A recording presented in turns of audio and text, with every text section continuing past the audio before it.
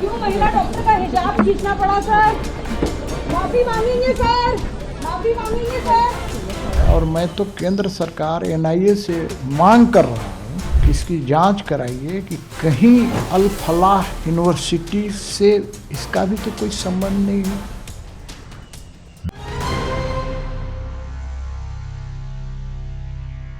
नमस्कार, आदाब। मैं हूं आपके साथ निखत अली। डॉक्टर नुसरत परवीन, जिन्होंने नीतीश कुमार की हरकत के बाद बिहार छोड़ दिया, नेताओं की सियासत से मजबूर होकर अपनी सरकारी नौकरी तक छोड़ दी, जिसे सालों की पढ़ाई के बाद हासिल किया। बावजूद इसके नीतीश कुमार या भाजपा नेताओं को कोई फर्क नहीं पड़ता, बल्कि इन सब के बीच नीतीश कुमार मुस्कुराते हुए पीएम मोदी से सोमवार को मिलते हुए नजर आए। इस तस्वीर में दिख रही मुस्कुराहट इस बात की गवाह है कि माफी की मांग करना बेवकूफी है, क्योंकि जब पत्रकारों ने भी नीतीश कुमार से ये सवाल पूछा कि आप माफी मांगेंगे, तो भी नीतीश कुमार मुस्कुराते हुए निकल गए। क्यों महिला डॉक्टर का हिजाब खींचना पड़ा सर? माफी मांगेंगे सर, माफी मांगेंगे सर। नीतीश जी माफी मांगेंगे। क्या क्यों ये नौबत रही कि महिला डॉक्टर का हिजाब खींचना पड़ा सर? क्या माफी मांगना चाहेंगे?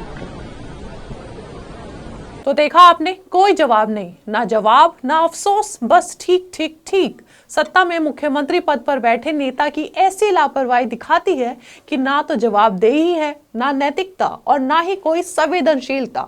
इन्हें कोई अफसोस नहीं है इस बात का भी कि एक लड़की का पूरा करियर दांव पर लगा है। बेशर्मी इतनी कि डॉक्टर नुसरत परवीन को अब इनके नेता आतंकवादी तक साबित करने पर तुले हैं। और यही अगर नुसरत परवीन के लिए किसी ने आवाज उठाई तो उसे घर में कैद किया जा रहा है या नोटिस भेजकर उसकी आवाज खामोश कराई जा रही है, क्योंकि इस नए भारत के लोकतंत्र में सत्ता का विरोध या प्रदर्शन का अधिकार किसी को नहीं है। दोस्तों, पहले यूपी सरकार के मंत्री संजय निषाद शर्मनाक भाषा का इस्तेमाल करते हैं और इससे मन नहीं भरा। अरे वो भी तो आदमी है ना, पीछे नहीं पड़ जाना चाहिए। छू दिया नकाब तो इतना हो गया, कहीं और छूते तब क्या हो जाता। तो झारखंड के बीजेपी नेता सीपी सिंह ने नीतीश कुमार को सही साबित करने के लिए सबसे आसान तरीका खोज निकाला है। डॉक्टर नुसरत परवीन मुसलमान है तो क्यों ना उसे आतंकवादी बता दिया जाए। बीजेपी नेता सीपी सिंह के मुताबिक नुसरत परवीन का हाथ दिल्ली ब्लास्ट में हो सकता है। आप सुन रहे हैं, नुसरत परवीन का हाथ दिल्ली ब्लास्ट में हो सकता है और एनआईए को इसकी जांच करानी चाहिए। आप सुनिए जरा इनको थोड़ा सा। नुसरत के बारे में आपने कहा कि जांच करनी चाहिए। हाँ, बिल्कुल जांच करनी चाहिए, इसलिए कि अल फलाह यूनिवर्सिटी से जुड़े हुए जितने तमाम डॉक्टर्स जो एक ही कौम के थे, जिन्होंने बम विस्फोट किया लाल किला के सामने, मेट्रो स्टेशन के सामने। दोस्तों, भाजपा के नेताओं को नुसरत परवीन के बारे में कोई जानकारी नहीं है। महज नीतीश कुमार को सही साबित करने के लिए इनके मुंह में जो आ रहा है वो बोल डालते हैं। बीजेपी नेता सीपी सिंह कहते हैं नुसरत ने एमबीबीएस भारत में किया है या बांग्लादेश में किया है, इसकी भी जांच हो जानी चाहिए। लेकिन दोस्तों, जांच तो तब होनी चाहिए जब नुसरत ने एमबीबीएस किया हो। नुसरत परवीन एक आयुष यूनानी डॉक्टर है जिसमें एमबीबीएस की पढ़ाई करने की कोई जरूरत नहीं पड़ती, लेकिन क्योंकि नाम मुसलमान है तो पाकिस्तान, बांग्लादेश और आतंकवाद तो जोड़ना जरूरी बन जाता है। आप सुनिए ये बात भी इनकी। हो सकता है कि भारत के में ही एमबीबीएस वगैरह की होगी, ये भी जांच हो जाना चाहिए कि भारत में की है, कि बांग्लादेश में की है, कि पाकिस्तान में की है, कि यूक्रेन में की है, जैसे माननीय मंत्री जी की है।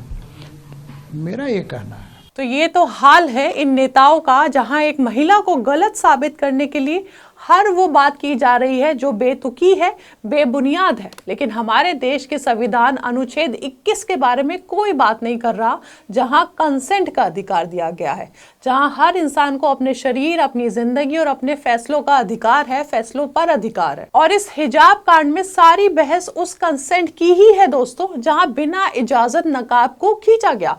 दोस्तों, सुप्रीम कोर्ट ने भी साल 2017 में पुट्टा स्वामी केस के दौरान साफ किया था कि किसी भी मामले में आपकी हाँ या ना मायने रखती है, बिना सहमति दखल देना गलत है। लेकिन इतनी सी बात ना नीतीश कुमार को पता है और ना ही उन नेताओं को जो नीतीश कुमार को सही साबित करने के लिए नुसरत परवीन को ही आरोपी बनाने पर तुले हैं। वहीं इस मामले में हमें सुमैया राणा की भी बात करनी चाहिए, जो जरूरी है, जो 15 दिसंबर से आज तक नुसरत परवीन के लिए लड़ाई लड़ रही हैं, जिसका हर्जाना उन्हें 10 लाख रुपए तक भरना होगा। अब पहले ये जान ले सुमैया राणा कौन है? मशहूर शायर मुनव्वर राणा की बेटी हैं और सपा की मुखर नेता भी है। हिजाब कांड के बाद सुमैया राणा ने संविधान का रास्ता अपनाया और कानून का इस्तेमाल कर संजय निषाद और नीतीश कुमार पर कार्रवाई की मांग की, मगर यहाँ तो सब उल्टा देखने को मिला।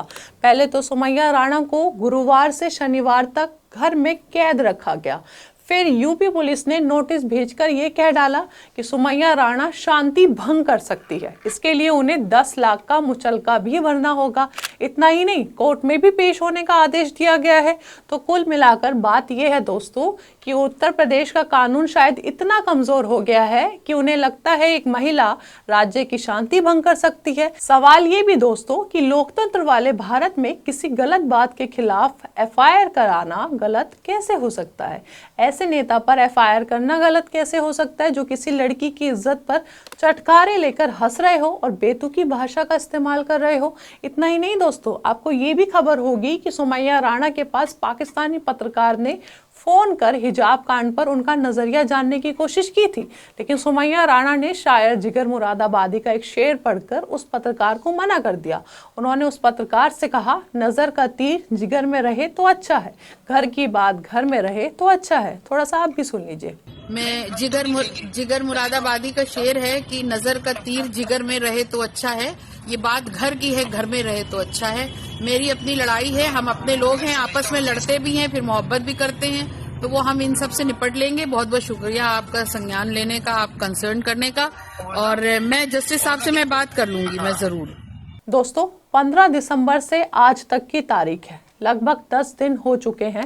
हम लगातार इससे जुड़ी खबरें आपको दिखा और बता रहे हैं और इस बात को भी लगातार साफ कर रहे हैं कि इस बहस को हिजाब या घूंघट करने या ना करने की लड़ाई मत बनाइए। ये वो बहस है जहां किसी महिला के इजाजत के बगैर उसके कपड़े को छुआ गया है, खींचा गया है, और हम महिला के सम्मान और गरिमा की बात कर रहे हैं।